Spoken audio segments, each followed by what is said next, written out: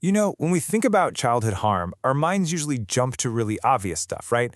But what if the deepest wounds aren't from what happened, but from what didn't happen? That's what we're diving into today, the psychology of the child who wasn't necessarily hurt, but was just overlooked. Yeah, this quote just hits the nail on the head. It's not about big, dramatic moments. Psychology tells us that when a kid's feelings are just consistently ignored, it quietly shapes everything about who they become. And the crazy part is, these effects are often totally invisible, even to the person themselves, for years and years. So that leads us to the big question we're tackling in this explainer. How does being unnoticed actually shape who you become? We're going to break down 5 of the biggest psychological impacts. And hey, before we jump in, if you find this kind of content helpful, do us a favor and hit that like and subscribe button. It really helps us bring you new videos every day.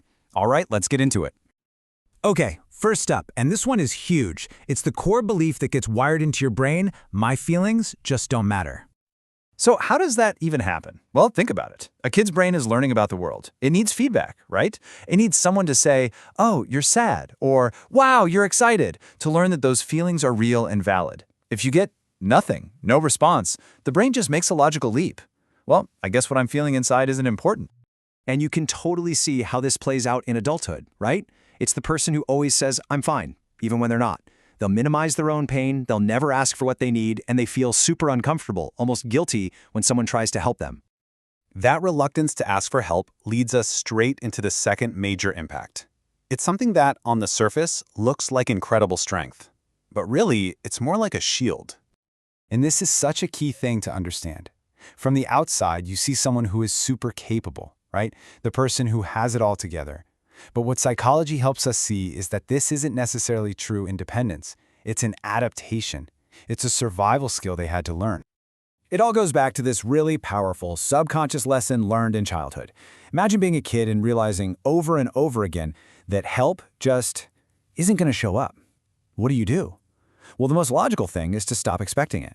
You learn to build your own fortress and become the only person you can truly rely on. So you've become this fortress of self-reliance. But that brings us to our third point. What happens to your inner world? It often leads to a real struggle just to figure out what you're feeling. And that sounds a little weird, right? How can you not know what you're feeling? But there's actually a very straightforward reason why this disconnect happens. It really comes down to this. Learning about your emotions is like learning a language. If no one ever points to the color blue and says, that's blue, you'd never learn the word. It's the same with feelings. If your sadness or joy is never acknowledged, you just don't develop the words for it. So later, when things get overwhelming, the only response you might have is to feel confused or to just go numb. Okay, so here's where it gets really interesting.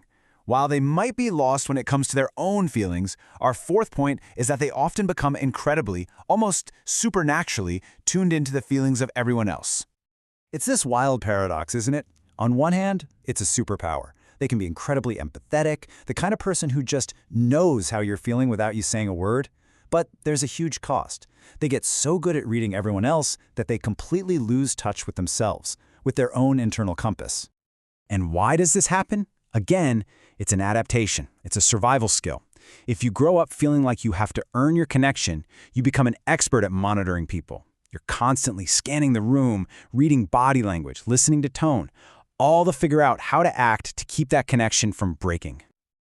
All right, our final point. Let's pull all these threads together and see how this plays out in adult relationships. Unsurprisingly, it often creates this deep, nagging feeling of uncertainty about connection itself. If love and attention felt unpredictable when you were a kid, it can lead to what psychologists call insecure attachment. In real life, that can look like, well, it can look like constantly doubting your partner's love, even when they're doing everything right. It can be this deep-seated fear that you're just one mistake away from being replaced. Or it can mean just keeping your guard up, always, so you can't get hurt. And let's be really clear here. This isn't because they don't want closeness. Oh man, they might want it more than anything.